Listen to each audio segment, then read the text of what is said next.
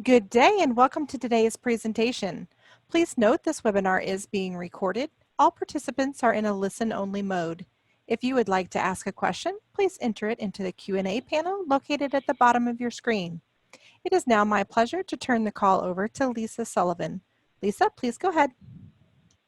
Thank you. Good afternoon, everyone. My name is Lisa Sullivan, and I am looking forward to a wonderful event today. Welcome to the National CMS CDC Nursing Home COVID Training Curriculum, a series of national nursing home training sessions that are geared specifically to the pandemic. This training will allow nursing homes to receive recognition certificates for attending. In addition, in the future, we will have downloadable achievement badges made available for those nursing homes who attend. Please remember to enter your CMS certification number, or CCN, when registering for future events so your nursing home gets credit. Thank you for taking the time to be here with us today, and a special thanks as well to our CDC colleagues for partnering with us on this important training series. A few reminders before we get started. The slides and resources can be found on the QIO program website, and the recording from today's event will also be posted there within a week, so be on the lookout. During the open discussion period, please keep in mind that we will get to as many questions and comments as time permits, but if there are any unanswered, we will address those post-event, and they will be included on the QIO program website once finalized. Next slide, please. It is my pleasure to introduce our first speaker today, Alice Bonner from the Institute for Healthcare Improvement. Alice Bonner has been a geriatric nurse practitioner for over 30 years. She is currently adjunct faculty and director of strategic partnerships for the Capable program at the Johns Hopkins University School of Nursing and senior advisor for aging at the Institute for Healthcare Improvement. From 2015 to 2019, she served as secretary of the Executive Office of Elder Affairs for the Commonwealth of Massachusetts. Alice, the virtual floor is yours. Wonderful. Well, thank you so much, and I'm just delighted to be here today. Very happy to be with everyone on the call, and I want to thank CMS and CDC and the QIN network for hosting and being a big part of this today. In particular, we really want to thank everyone who has taken the time to dial in. We know you are extremely busy at the point of care, and there's a lot going on in your organizations. So we hope that this will be some knowledge and some goals and ideas that you can share and bring back to your organization. Just a quick aside, I started my career when I was 19 years old as a nursing assistant in a nursing home, and I've been doing it for almost 40 years now, so it's really near and dear to my heart. In addition, I know we've got some colleagues from the CMS Division of Nursing Homes and the CDC who are joining us today, and so we hope that they will also jump in if they have anything to add in the Q&A. So let's go forward. Next slide, please. So again, the aim and the objectives today are to provide knowledge and approaches to supporting the health and well-being of older adults and care partners and team members, nursing home team members during COVID-19. And specifically, we would like all of you participating to be able to discuss guidance on nursing home workforce safety, and we're going to present some of that and show you resources you can go to after the call as well. And we want to talk about ways to communicate, both communicating with residents and care partners, and also between direct care staff and management during COVID-19. So next slide, please. And so, you know, within those broad areas, the topics for today, we're going to spend a fair amount of time talking about PPE, or personal protective equipment. And one of the reasons is we get lots and lots of questions about this from all over the country. And for some of you, it's going to be a little bit of review because you've been familiar with this already. But for some of you, this will be new information to take back. We're also going to talk about some policies and procedures about resident well-being and safety in the environment. And for employees, we're going to talk about health and wellness, and especially our mental health and managing stress. So we'll provide some employee support programs, some information about communication, and about peer support networks. So next slide. All right, so if we're going to dig into PPE. Let's begin. There are areas of the United States where people are still struggling to obtain adequate or appropriate PPE, and you may be in one of those areas. So the questions we have for you to think about is, who is in the supply chain for your SNF for PPE? How do you get PPE if you're starting to run out? And how do you know when to escalate to an urgent request, and to whom do you escalate and when? Some of you are already familiar with the PPE burn rate calculator. There's an example of it on the CDC website. Some of you have it in your organizations already. And there's a lot of similar tools you might also have, tools that your particular setting or your corporation has shared with you. But the question is, have you received training on how to use it? And what happens on an off shift or a weekend or night when there's fewer people around, but you're noticing you're getting low on PPE, because you don't want to get to the point where you're almost going to run out. You want to have enough time to order enough PPE that it will come in time. And do you have telephone numbers and emails to reach the support persons that you need or the departments? Next slide, please. So again, I know this slide will not surprise anyone on this call, but we know there's a lot that prevents or limits the proper use of PPE and other infection prevention and control measures. So it might be inadequate or absent training or supervision, lack of time, lack of staff. But the last one's important, because if team members are thinking that, proper use of PPE and reordering PPE is not a priority, that's something we can work on and we can fix. And you can address that in your organization. So that's part of why we're sharing this, is there are things we can do that don't necessarily cost a lot more money or require a lot more staff, and we can all get together around those issues. Next slide. So, if a new person comes into the facility who's going to be working on your team, maybe it's someone from an agency or a new staff member, they might or might not know how to put on and take off, don and doff PPE appropriately. So what can you do? Well, first thing is to speak up and ask them if they've had training. And then if there's a set of videos or a video in your organization or other training materials, are they available? Can you, access them when the new person is there, especially, again, if it's nights or weekends? And do you have the time to watch the videos and practice putting the PPE on and off with someone who can give you feedback? Very important to be able to practice. Next slide, please. So this slide is showing you some videos, some CDC videos. They're available on the CDC website and also on websites like YouTube.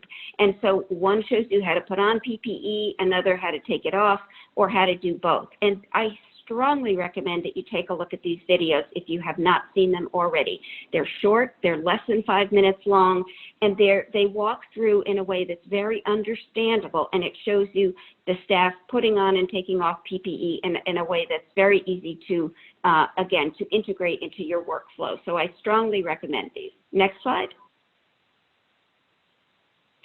So a couple of other fundamental principles, and again, I'm guessing that probably most, if not everyone on this call knows these, but when you're going into the room of someone where you need to wear full PPE, you really want to have all the supplies and all of the PPE that you need before you enter the room, because you're not going to be able to go in and out of a room where the resident is COVID positive, because you would be contaminated and going out into the hall. We know we don't want to do that.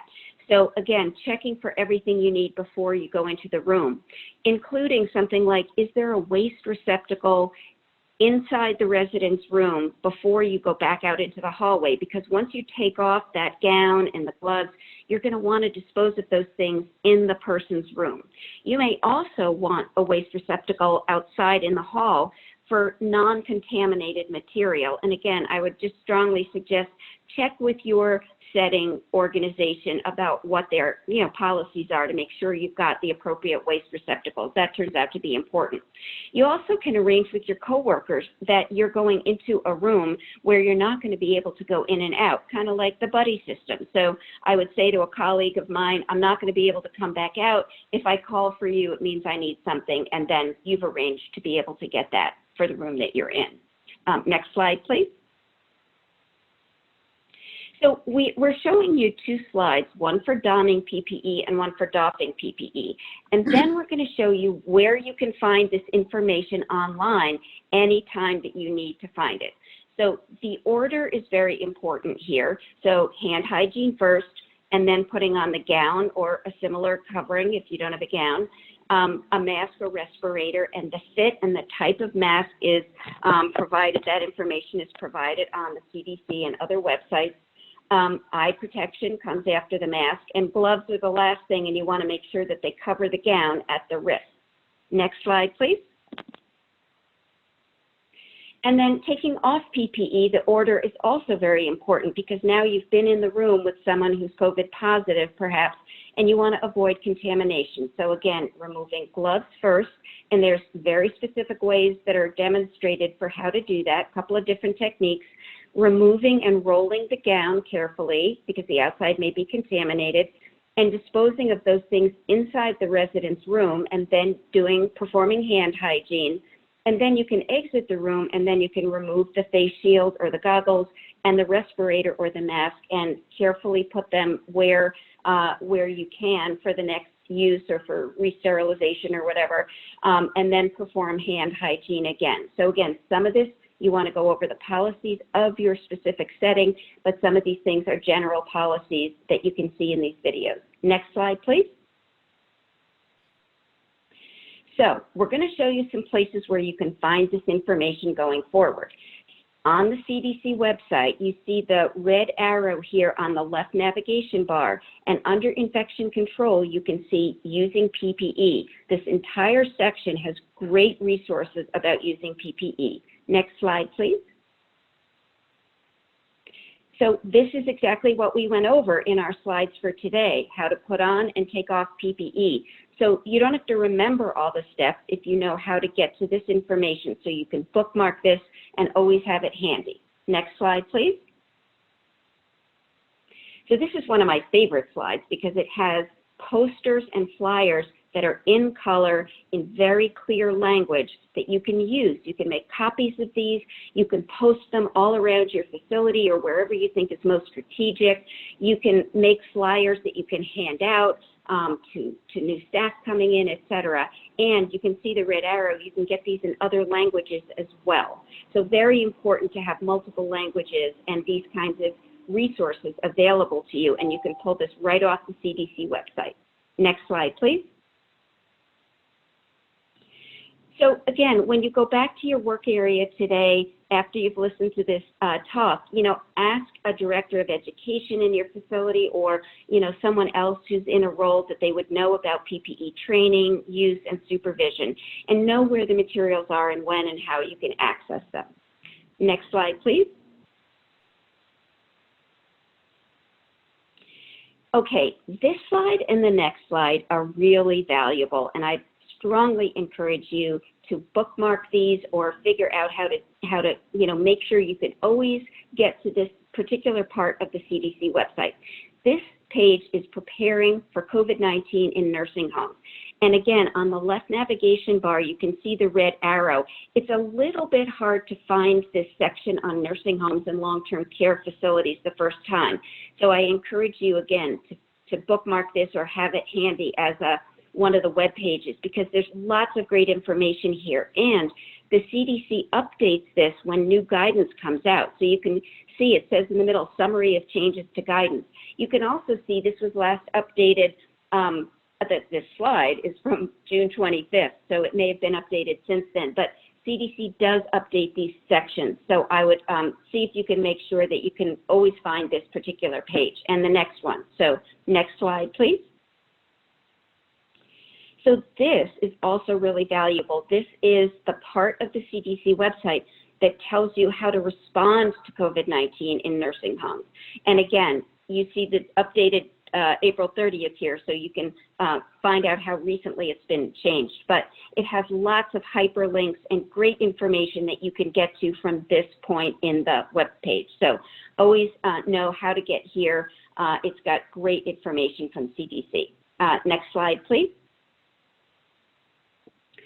And finally, for this section, this is an example of one state's resource about COVID-19 in nursing homes. This happens to be from the state of Texas, and the HHS agency updates it periodically.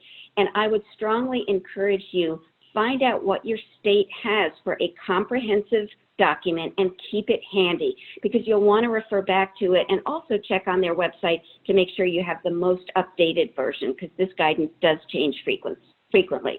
So figure out for your state how to get a copy of whatever is the most recent comprehensive plan for COVID-19 in nursing homes. Next slide, please. All right, so that's all for PPE. We're going to move on and talk about our own health and well-being, and in particular our mental health. You know, we do these weekday huddles where we get lots of nursing homes from all over the country on the phone at the same time for 20 minutes. And we hear a lot about staff stress, and I'm sure many people on this call, there's a lot of people, almost 3,000 people on this call, you know, trauma that is happening in facilities, from the death of residents that people have followed for a long time, you know, just being worried about, you know, contracting the virus and feeling depressed or anxious. These are all things that I think we can relate to, and we certainly hear about a lot. And the fact that there's a lot of uncertainty, you know, we can say it's the new normal, but it's really hard to deal with that. So just a lot of things that we are very tuned into. Next slide, please. So, you know, we encourage you to use the Q&A function. I see that there's a number of people who put in questions there. And what we'd like to know from you is, how have your work and your life changed during COVID-19? We know for a lot of people, you know, there's changes obviously when you're at work, but also once you go home from work. You know, people are afraid of infecting a family member, someone with a chronic condition, a small child, or an older person. So, you know, tell us about what it's like for you, because we really want to know what you think, and what are the things that keep you up at night, because we know that that's happening. Next slide, please. So this is a slide from a colleague of mine. His name is Sarah Shostrom. She's Associate Chief Nursing Officer at Hebrew Rehab here in Massachusetts. And she talks about the causes of our stress, particularly related to COVID-19. So things like the loss of safety, feeling insecure, feeling isolated is something we hear about a lot. And this notion of uncertainty and constant change. So these are all things that factor into our stress level. Next slide, please. And, you know, we talked about what are the things that lead to these concerns. So for the loss of safety and insecurity, things like PPE shortages, fear of transmitting the virus or getting sick ourselves, you know, uncertainty and changes to policies and procedures that happen frequently, and we have to keep up with a lot of different advice, some from CDC, some from CMS, some from our local Department of Health. And it can be really hard to keep on top of all of those issues. Being overworked and exhausted and having a lack of time for self-care are big issues for all of us across the country, and we do hear about that. And partly because of, you know, protracted use of PPE over many months. It's exhausting to wear all of that full PPE over and over. Next slide, please. So, you know, on a positive note, when Sarah talks about this, we talk about, well, what can we do? What can we do to create a dialogue between leadership and point of care staff? So between the direct staff that are on the front lines and leadership and management in an organization like yours. So, you know, we can promote a sense of safety. I think communication is so critical, and communicating about policies and procedures so people know where we are right now and what's changed, and just there's no way we can over-communicate about this. It's critical that we keep those channels open. Acknowledging change. Going on to promoting a sense of self and collective efficacy, you know, doing real-time education, you know, just point-in-time training. You see something, you stop and you do some education around it, and putting really good training tools into place, things like checklists that are not super long and involved can really be helpful. Promoting a sense of calm. This is so important during COVID. You know, we have to move residents at times. We have to segregate folks, positive cases from negative cases. We have to do the same thing with staff. And so, normalizing some of that so people understand, and practicing mindfulness and just taking a moment out of your day for calm. Those are all important factors. And, promoting the sense of connectedness. We're all in this together. We're a team. Some people talk about battle buddies. Anything that works in your culture, in your organization, should be considered. And then just simple things like thank you notes. I know it seems old-fashioned to say something like that, but, we need things like that to keep ourselves connected. Next slide, please. So there's just 2 slides here on something that we call age-friendly health systems, and this is just a framework to help you guide your workflow and how you work together as a team. And the 4 M's in the age-friendly network framework are, what matters most to the individual, to the resident, medications, mentation, which is delirium, depression, and dementia, and mobility. And if you go to the next slide, we talk about this as a set. So we say the 4M framework is a set.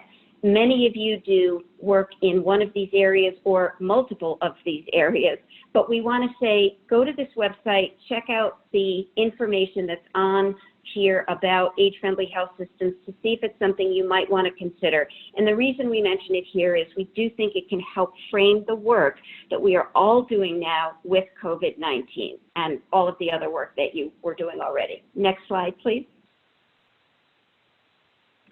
So just the final topic here from me is about communicating with team members, care partners, and community, and also what we started to talk about before, communicating between leadership and management and direct care staff, or people who are really with residents the greatest number of hours of the day, which is, of course, very often certified nursing assistants, or CNAs. And so you can set up regular conference or Zoom calls. People can phone in or use a computer link. You can decide how often they should happen, who's going to run these calls. You can help people schedule visits by computer or using some other user-friendly system so that it's easy to come in, even if it's just an outdoor visit or whatever's permitted in your state now. And then, figure out how you can adjust the workflow so that everybody calling can get a timely call back. If you're a family member or care partner and you're really worried about somebody in a particular setting, you want to hear back. So very important. Next slide, please. So another option is some states have set up a nursing home resource line. And this is a line where anyone can call in and get information. So it's open to the public. One example in Massachusetts, they have it 7 days a week. It's from 9 to 5. Other states have other opportunities to call into these lines. But it gives us a chance to connect people who are really looking for information. They might need behavioral health. They might just need to be connected with DPH. And so it's that way to stay informed and keep people informed. The other thing is, again, sometimes nursing homes get together in a region and you have multiple nursing homes on one call for that region. And that lets people share information. It's that notion of a peer support network. So you're sharing information, you're hearing from one another, sharing best practices, and talking through challenges. So all of that can be important. Next slide, please. And then finally, something that many of you do already, which is you reach out through the media. So local newspapers, small newspapers for cities and towns can be very effective. Social media can be a way to reach folks, radio, cable TV, et cetera, and town websites. And, find out, what is your state reporting? Are they reporting the numbers of cases, the numbers of hospitalizations or deaths, and where testing has been done? So lots of information can be reported, and it's helpful to share that. And in the slides that I'm going to show you in a minute that are our reference slides, we have feedback from some organizations that are working with the Alzheimer's Association on Project ECHO, and they give you some specific ideas of interventions you might want to try. And then finally, I don't think we can say this enough, and you're going to hear from Lori Porter in a moment, but talk with CNAs. They spend the most time with residents, and we need to ask for their input and their ideas, and they have to be part of the design of the goals and action plans with our residents. Next slide, please. So we were asked to talk about some of the nursing home programs to support team members, to support nursing home workers and staff members. So things like, you know, having a quiet room for staff, having a quiet area, you know, having food and essentials available. We have a lot of low-income workers, and they can't necessarily have access to food and essentials at home, and so this is something that can be provided. Information on child care, family care resources can be really helpful. Making sure we're engaging all staff in any programs. And, you know, getting involved early to mitigate and prevent burnout is very important. And we talked about this. We've got a lot of grief and distress going on amongst our colleagues. How can we get in there early with mental and behavioral health services? And I talked about the Project ECHO resources. Next slide, please. So in wrapping up here, again, prevention, the best way to prevent the spread of COVID-19 in any nursing home is to keep it out. There's a lot of asymptomatic folks who are going in and out of our organizations. We have to be mindful of that.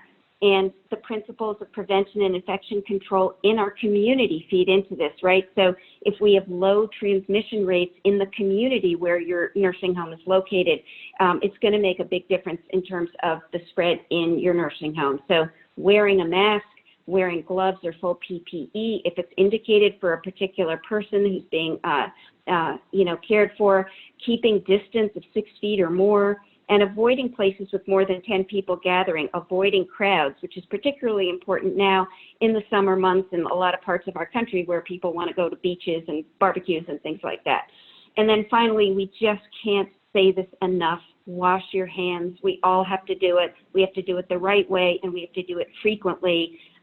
We just need to wash our hands, and it'll help not just with COVID, but with other things as well. Next slide, please. So again, in summarizing, we know we're going to get past this. We know we're going to get past it together, but it is tough right now. It is really tough in certain parts of our country. So let's create these strong peer networks. Let's talk to one another. Let's communicate frequently. Let's do whatever we can to help one another through this. And so we want to say thank you again for your work at the point of care that you do every single day. Next slide, please.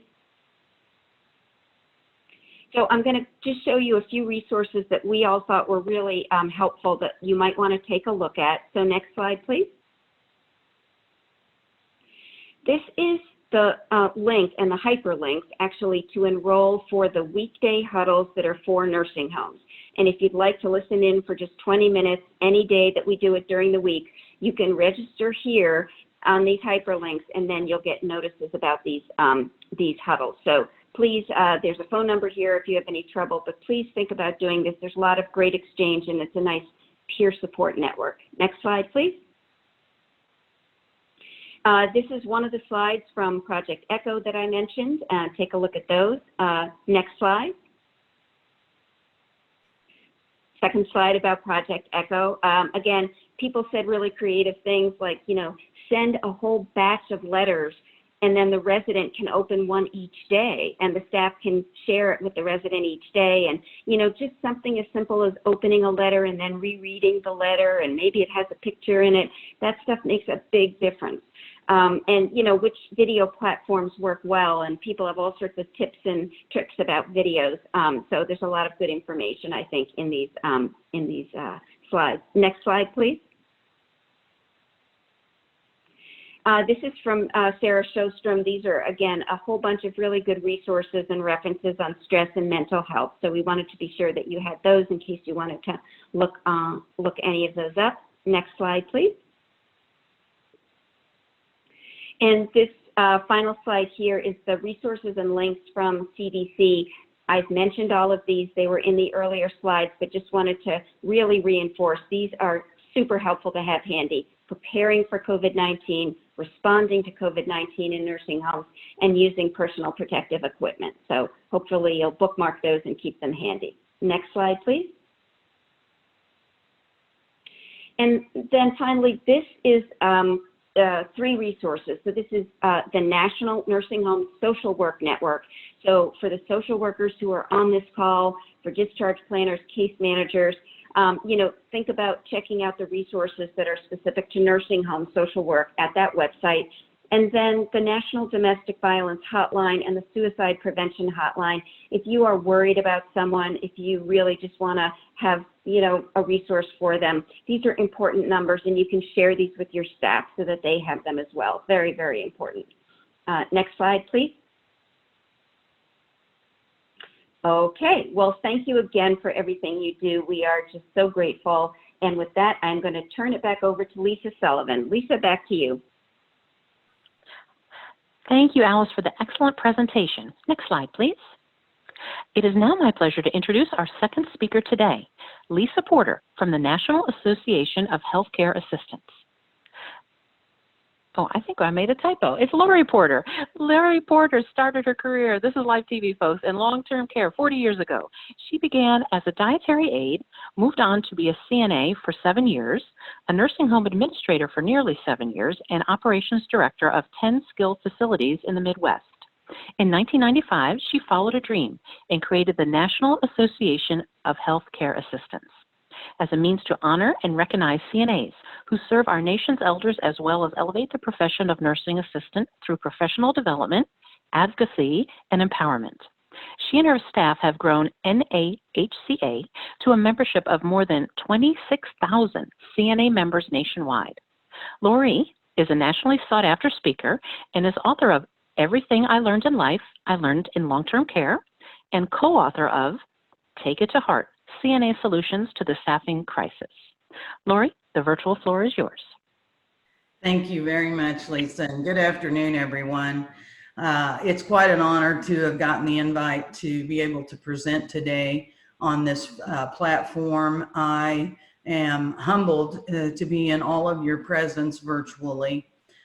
And always it is an honor to be able to speak on behalf of CNAs across the country. NAHCA, otherwise known as the National Association of Healthcare Assistants, represents CNAs across 38 states and 3 countries. We're the only professional association of and for CNAs, and we also serve as a great resource to assist healthcare employers in supporting their frontline caregivers. I think it's important that every single one of us understand who CNAs are. We think we know by data, we think we know if we're administrators or DONs, but we often make very big mistakes that are made innocently that impact CNAs, impact our care force is what I like to call them, that impact them negatively. So I think it's important to know, because with the good ones, we want to keep them. We want to be able to recruit to fill the gap, and we must really know and understand who they are. On average, nursing assistants support 12 residents at a time. That's pre-COVID. And really, even pre-COVID, typically they did it for very long hours. And the reality of the staffing crisis is CNAs are reporting many shifts that they're taking care of more than 20 residents at a time. Now you put COVID in the mix, and many of you are facing a disaster in that area. I've long maintained we have disaster plans for almost every other disaster except for the daily disaster nursing homes face, which is caused by too few CNAs. More than 9 out of 10 nursing assistants are women, and their median age is 37. Sadly, 13% live below the federal poverty line, and nearly half of all CNAs live in low-income households.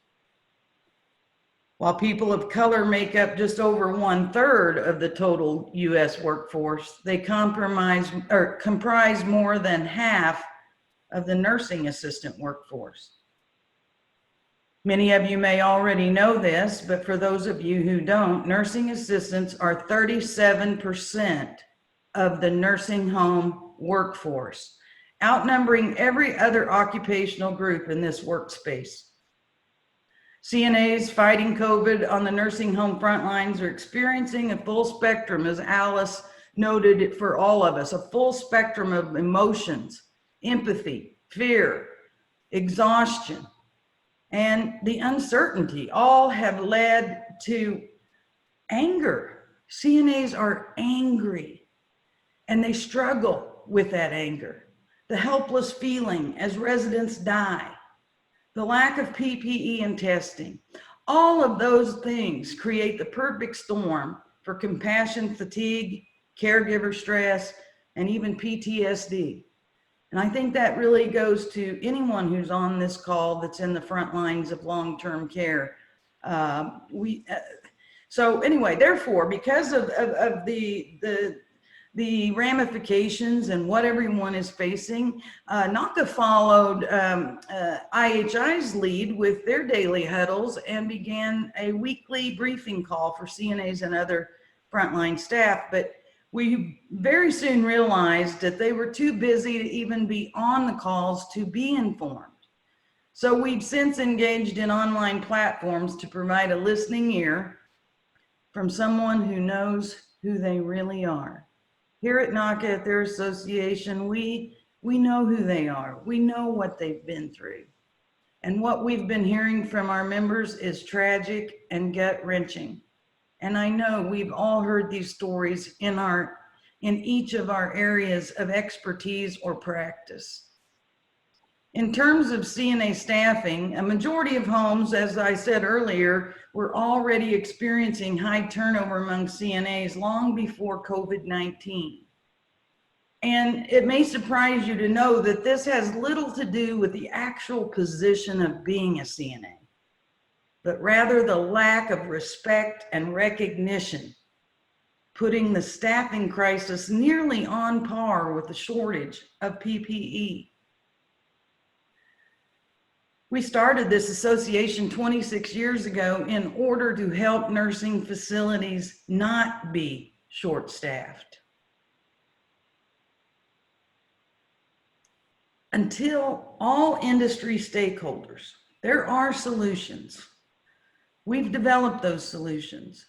But until all industry stakeholders support the CNA position, beyond the bedside, we've got the bedside down pat in many areas as it pertains to skills. What we don't have is enough people to provide person-centered care before, during, or after a pandemic, unless we start now and we do this together. There are real and sustainable solutions, but a nursing home can't do it alone. When I was a CNA, I'm a high school dropout.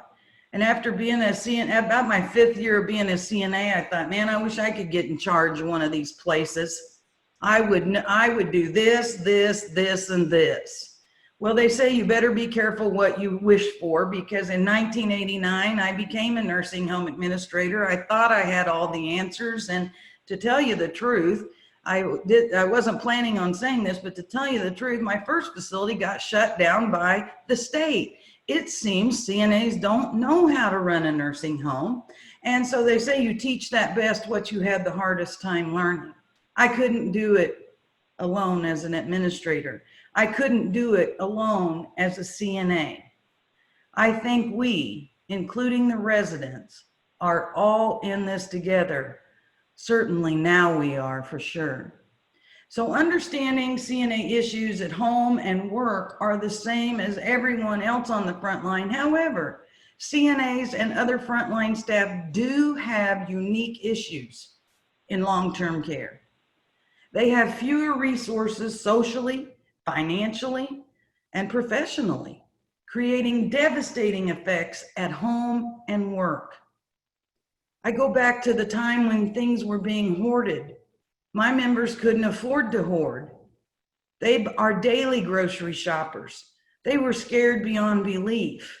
So it's very important to understand. They also have the closest relationship to the resident. Ask any family member who their expert is at the nursing home. It's almost always going to be a CNA. They're not losing a patient. CNAs are losing someone dear to them. By the way, family's second leading expert, some of you may not know this, but family's second leading expert at the nursing homes are the housekeepers. It's all about relationships on the front line. Nursing home CNAs are being portrayed differently. They feel they have gone from heroes to villains in the media. While hospital workers are hailed as heroes, nursing home workers are being blamed and shamed. Let's talk about Alice's presentation for just a minute. Albeit was excellent and offered so many great resources and turned us on to education for the front line. Some of you might have thought to yourself, in all respect to Alice, some of you may have been sitting there rolling your eyes thinking, oh great, more education they're going to drive down our throat or they want us to do. I personally, historically, I've been somewhat critical of education developed for CNAs. It isn't that the education is bad, it's that the education does not connect to the learner. I remember one time, and this was long before there was digital, twice a month, it wasn't uncommon to clock in. And we didn't have cameras back then on cell phone. We didn't have cell phones, but at the time clock there, twice a month, there was a sign that said mandatory in-service. One time it said, and I kid you not, mandatory in-service, motivating yourself to achieve. Boy, that sounds a lot to me like the joke I heard years later that says the beatings will continue till morale improves. We have to help them understand, help them see that it's more than them being important. And more than being essential. We can't achieve quality and we can't achieve person-centered care until we have the persons to center on the care. My hat's off to each and every one of you, because I know you're out there in the trenches and there's a lot of folks out here that are trying to bring resources and assistance to you the best way we know how. I'm glad there's Q&A today so you can ask questions. There are solutions to the staffing. There's solutions to how to get people to take education. CDC has some great education for all of us, but here at NACA, we take it and connect the dots for CNAs. They know we believe in them and they know they're important to us. There's no lip service here. So when we tell them, inspire them, lead them, there really is no shortage of interest in education, excellence, and performance. As a matter of fact, CNAs would love to be compensated based on performance. CNAs feel very misunderstood. For example, professional CNAs want an infection control certification. They want engaging professional opportunities to expand their knowledge and their skills as CNAs. Yet we still hear supervisors say, they won't even do their computer in-services to keep us in compliance. Over my 40-year career, I've seen it a lot. It's all about compliance. And if you want to keep CNAs in a box, we're not going to get there with 37% of them making up our nursing home workforce. Why do we have to mandate them? Why not motivate them, inspire them, understand what makes them tick? Why don't we become a profession that goes beyond minimal compliance? They don't want to take the same death and dying in-service course 15 years in a row. We're not challenging them, so we have to mandate them. We're not inspiring them, so we have to mandate them. Remember, they're the closest to the resident and have the most influence with residents and families. So here's some great news that I think we could all celebrate or certainly look at more than we don't have enough workers, we don't have enough CNAs, we don't have enough PPE, we don't have enough. Here's some good news.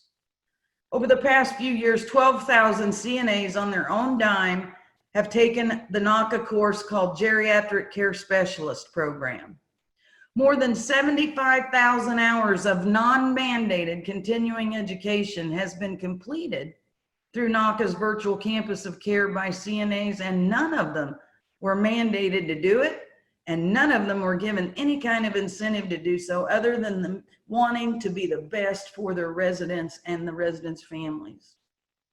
I know CNAs want to learn, at least those CNAs who have been inspired and supported in doing so. Not many supervisors are motivators. We put a lot of pressure on nurses who have never been trained how to motivate and coach and lead. It's not easy to support caregivers and CNAs and make sure the chart is fully completed. However, in order to provide this kind of care, residents deserve, at the level required, our workforce, or as I said earlier, I like to call it a care force. They must also be taken care of. Again, I want to take a second to recognize everyone on this call today. You are all heroes to me. And I hope you'll find the strength to keep caring and keep sharing. This is my time for this presentation, and I look forward to answering any questions there might be. And on behalf of my members and CNAs everywhere, thank you for this opportunity. Thank you. Thank you so much, Lori. Next slide. I just want to share an announcement about Project ECHO. Alice mentioned Project ECHO several times, and so on Tuesday, August 4th, they will have their COVID-19 clinical round special session, transitions of care from acute care to long-term care, peer-to-peer virtual community of practice. So you see there the link for registration and connection information. Before we move into our open discussion and questions, I would like to turn the call over to Dr. Namali Stone from the CDC. Thank you so much, Angel. I just feel like standing up and cheering for Lori and the incredible, heartfelt, passionate guidance and insights she shared with us. Alice and Lori are both just phenomenal advocates in this space, and so delighted that we had both of them on this session, and hope we can get them back again. Just a couple of thoughts as I was listening to them both. You know, when we talk about education to our front line, we have to think about the very practical issues that people are facing right now. There's no time. People are so overwhelmed. So making our trainings and our materials very accessible, brief, practical, and really, I think, engaging our CNAs in ways to get their input on how to set up our units and make their workflow and their activities each day easier, help them build infection prevention into the activities they're already doing, and really get their insights into how to make that most feasible for them. We don't always take advantage of the incredible knowledge of our frontline teams. And so I just wanted to thank Lori so much for pointing out the critical connections that CNAs and many of our staff that sadly get overlooked, the critical connections they have to residents and families, and that we have to do better in serving all of them as part of our initiative to make care safer. Thank you both so much, and thank you, Angel, for that opportunity. Thank you, Dr. Stone. Thank you, Dr. Stone. Next slide, please. At this time, we would like to begin an open discussion portion. If you have any questions, please click on the Q&A button at the bottom of your screen and type them in. Please remember, we will get to all the comments and questions that we have time to address during the live event, but we'll attend to those unanswered post-event. I would also like to take this opportunity to ask you to please complete the post-event assessment. We value your feedback on how we can improve these and future trainings. The link will be added to the chat box for your submissions now, and then will automatically pop up at the conclusion of our time here today. Let me go ahead and start with our first question, and I think many of you have submitted something along these lines.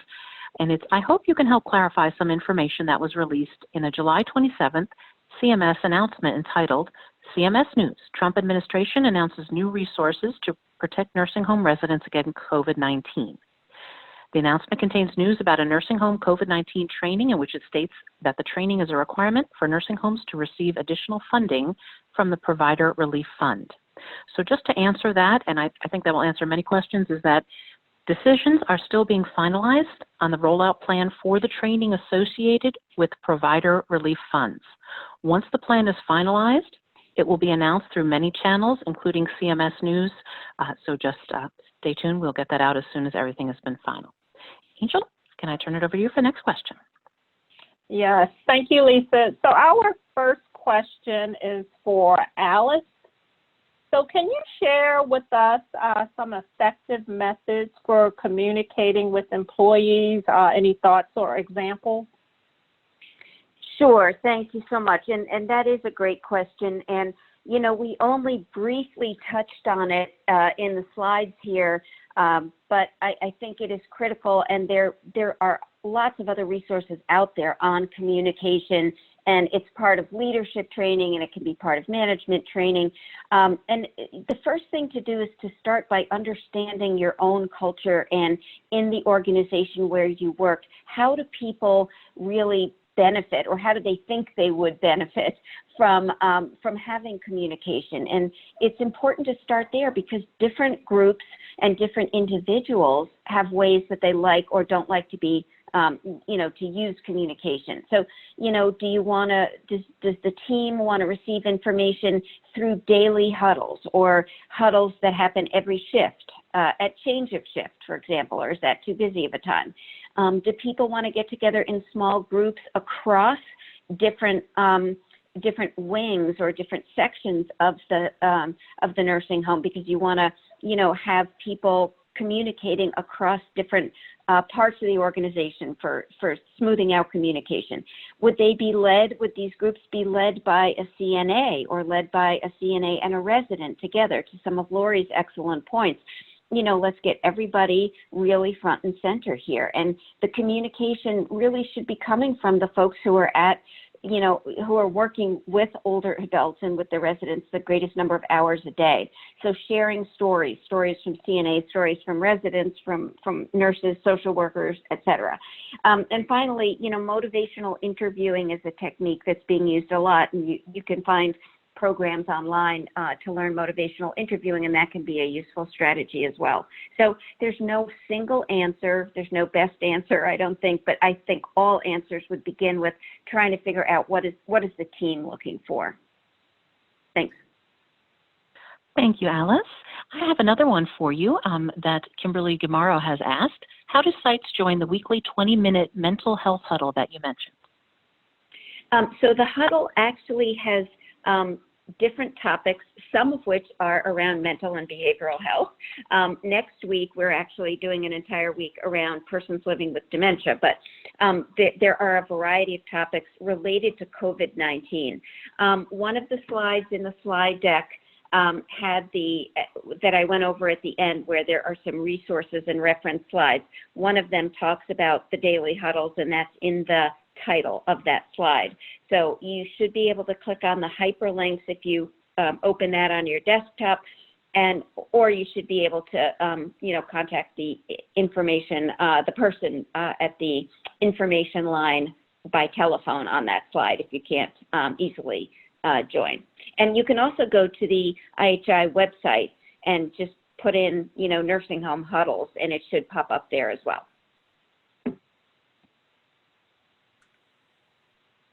Great, thank you so much. So our next question is, are there any suggestions for training on how to don, doff PPE when you have limited PPE, different types of gowns, and using reusable and extended wear? Well, that's an absolutely excellent question, and I know we have Namali Stone on the line, and she may want to jump in here too. I will briefly say that it is critical to know how to define the difference between, you know, adequate PPE, limited PPE, or being sort of in conservation mode, and then being in crisis mode. And it is on the CDC website. It does talk through those different sort of aspects of PPE?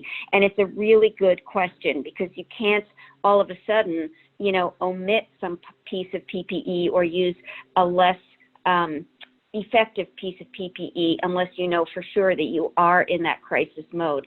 So I would just say one more thing about that, which is, even though the CDC website and possibly some of the CMS memos have some guidance on that, it ultimately does get back to your local Board of Health, your local public health department, DPH, and your local state survey agency. So, no matter what we would provide as guidance on this call, you would always want to go back and check with your local and state authorities. So, Namali, do you want to jump in and have anything to add or to change to what I said?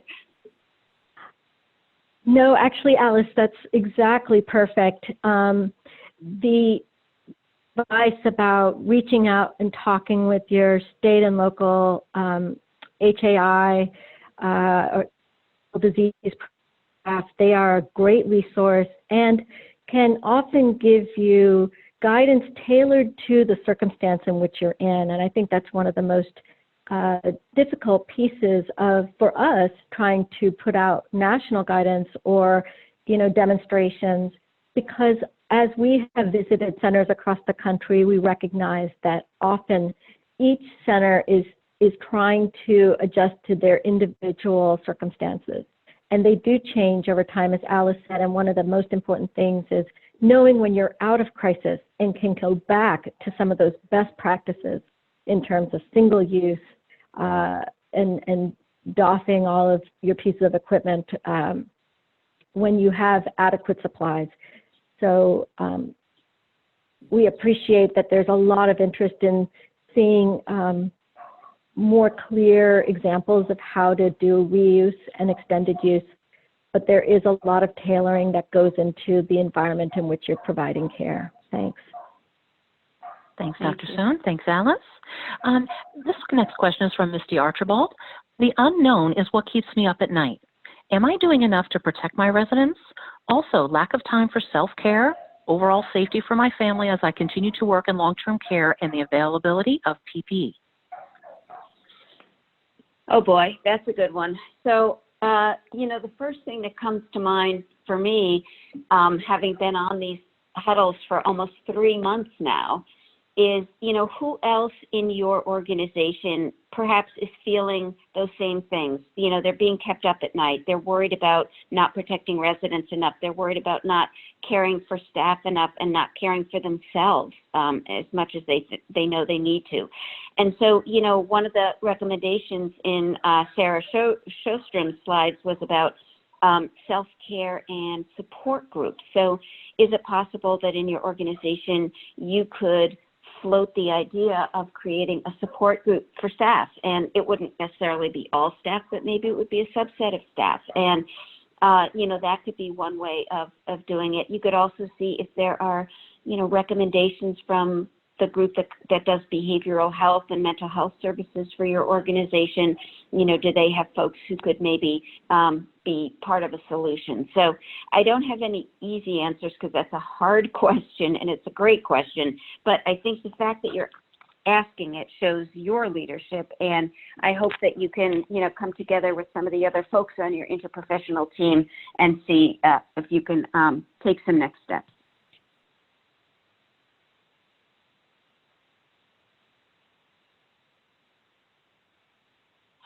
Thanks so much, Alice.